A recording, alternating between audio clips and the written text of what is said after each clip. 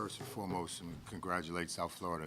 They played a really good game today, and for a 3-game series, I thought that they're what they want to do as a program, they were able to do in 2 of those games, and in the middle game, we were able to do what we wanted to do or needed to do, and so credit, Coach Greger, who in 2 years has kind of flipped that program around, and anybody that knows college basketball knows South Florida has not been relevant for a long time. And think about college coaching, and I've known Coach Gregory for a long time, both assistants, in this business, and we played each other when he was at Dayton and I was here, and an NCAA tournament, and as I told him at the end, strange how things happen, and at other universities, people didn't think he was good enough, and now all of a sudden, you could look at him and his program with young players and know that there's an extremely bright future at South Florida. So credit to him and all the guys that compete on his team. As far as our guys go, it's a bitter pill to swallow when you don't win, particularly when the stakes are so high, and so that hurts, and it should hurt if you're a competitor. And so everybody in the locker room and myself really took one on the chin today, and it doesn't feel good, but that's part of what this sport and the cruelty of it can bring to you. From an overall standpoint, it's the first time in a while where at this time of year you're competing for something, whatever that something may be, and I think we absolutely needed it, and it's my hope in the direction that our program is currently going, that will springboard us to more opportunities in times to come. We've got to review, exhale first, get some rest, get healthy, and then start the process of becoming better. And I'm confident in the guys in the locker room and the guys that will have joining the team that we have an opportunity, and that's all I ask for. But it's been a good year, and just thankful for the guys for being able to stick with us through the highs and the lows. Dave, first of all, congratulations on the run. At this point of where you're at in the rebuild, this experience, I know you're wanting to exhale a little bit, but just moving forward, how much does this do to help the program in that process? Yeah, I think you have to respect what happened. You can't lean on it. It's I think what the level of competition and preparation and all the things that a end of the year tournament play brings about is supposed to give you a different vantage point and guys returning as to not only what you did but what you could have done more to be better. And so we'll take a hard look at that and require ourselves to be better, and I think when you come up short, you could easily say it's for this reason, that reason. The truth of the matter is it's for a lot of reasons. It might be something that you decided that you didn't do as well December 4th, or January 12th, and it becomes a culmination of things that require you to be good every day. And I've said this in many occasions. If I asked you to be your best tomorrow, and it was a monetary gift, or you're going to make the NBA, would you be, for that 24 hours, would you be your best? If I told you, I guarantee you, day after tomorrow, I'm going to get you the NBA, or whatever the case may be, if for those 24 hours you do, and they could do it. Good players, good programs do it for those 24 hours and every other 24 hours. And we've got to be able to understand what that means and respect the game and the opportunity, and most importantly, ourselves, each other, much more, because more is going to be expected. Coach, are you able to talk about what you told the team after the game? Not real long. Just the 3 seniors are, we talked about it a lot towards the end of the season. Their contribution. Eli has been along every single day since I got here. And so he's had to endure. And his message after he got injured the other day was perfect and apropos, to say, I'm good, thank you for the support. But he's going to be most proud of being an intricate part of an evolutionary change in this program. And so saying goodbye and thanking him is really important. Max, who sat out and endured a lot and became, I read yesterday, I don't know how many points he had today, but he and Mark Aguirre are the only two guys to have scored, I think, over 700 points in a year, which is, phenomenal.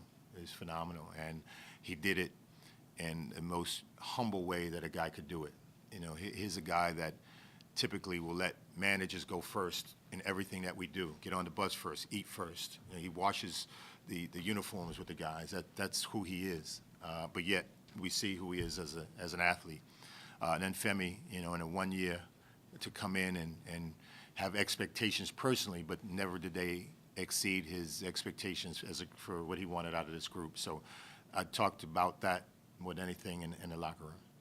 Coach, can you talk about the play of Flynn Cameron and Lyric Sharman these last 2 games especially? Yeah, it's a very difficult challenge, to get those kind of minutes after not getting as many minutes during the course of the season. And, he played hard and he played admirable.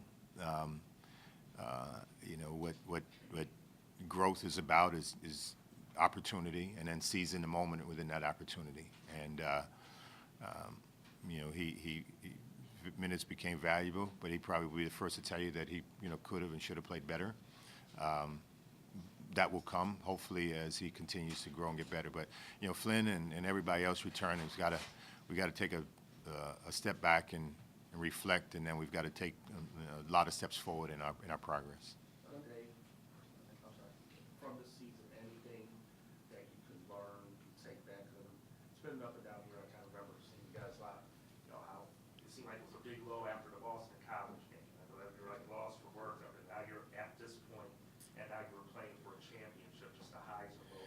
What did you take? What did you learn? Yeah, I think everybody kind of goes through that. I mean, there's some elite teams that don't lose very much. And a lot of them are still playing. Those 4 that play starting tomorrow, and most that were in either the round of 8 or the round of 16. But everybody else has got to go through highs and lows. And this journey is going to ask a lot of you, a season.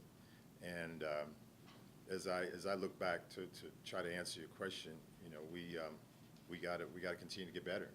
With injuries being part of that. So if you're deeper, then you can withstand an injury or 2, in this case 3 or 4. And we've got to get deeper. We got to get more skilled. We've got to get stronger. We've got to do all those things as part of the word improvement, and so that we can endure those challenges that you asked me about.